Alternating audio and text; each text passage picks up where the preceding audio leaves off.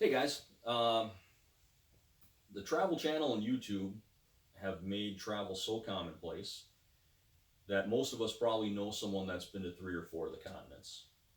The rare occasion, maybe five or six. But I wonder how many of us know someone that's been to the seventh continent of Antarctica. When I was a teenager, I read a book about Captain James Cook and have been fascinated with traveling to Antarctica ever since. 8 years ago, before I took my last job, I actually researched working in Antarctica for about a year. So I watched the documentaries, I read all the websites and all the blogs. In the end, I took another job, but things might have turned out differently. My name is Casey Sanders, and today I'm going to give you guys some information on the three ways to get to Antarctica. And I'm going to give you some pros and cons, and then give you some information about what to expect as well. So the sooner I get started, I guess the sooner you guys can start planning your trip. So the first way to get to Antarctica is to take a cruise. The second way is an expedition. And the third way, like I've talked about before, is to get a job and actually work there. So let's break down some of the pros and cons. So a cruise is going to cost you anywhere from $6,500 to $20,000. Now that cost does not include your flight to the port city, which are typically is one of the cities in Chile or Argentina. With a cruise, though, you're probably going to get the best amenities and the best food. But with the size of the cruise ship, more often than not, you're not allowed to get off of the ship, and you're just kind of a passenger taking in the sights as the scenery goes by. So when I think of taking a cruise to Antarctica, these are kind of the images that come to my mind.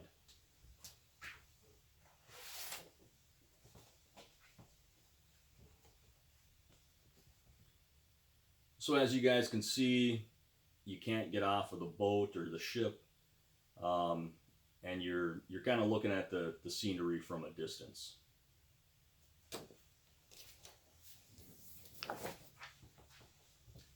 So the second way to get to Antarctica is to take an expedition.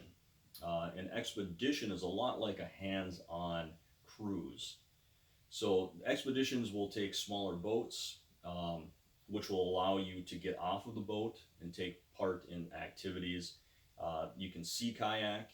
You can actually camp out under the stars. You can get off the ship and actually touch Antarctica. So you're that much closer to wildlife and the scenery. So expeditions cost anywhere from $15,000 to $60,000. And there again, those prices do not include your flights to the port city. So when I think of expeditions, these are the images that come to my mind.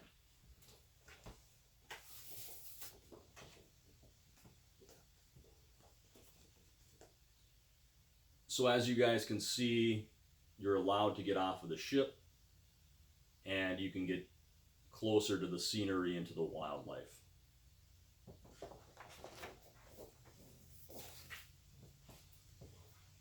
So the third way to get to Antarctica is to get a job there.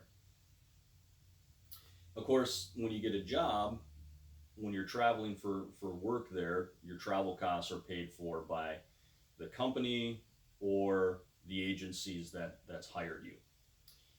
Most of the jobs for Americans in Antarctica run through the United States Antarctic Program, or USAP. The largest USAP site in Antarctica is McMurdo Station. So when I talk about working in Antarctica, I'm going to focus on working at McMurdo Station.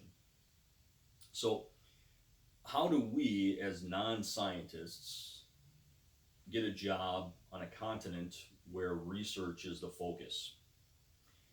So McMurdo Station is essentially a small city, and it's got all of the needs that a small city needs.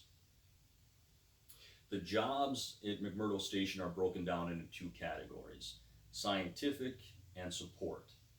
So scientific is pretty self-explanatory. The support jobs run the gamut from human resources to cook to firefighter to mechanic, civil engineer, IT.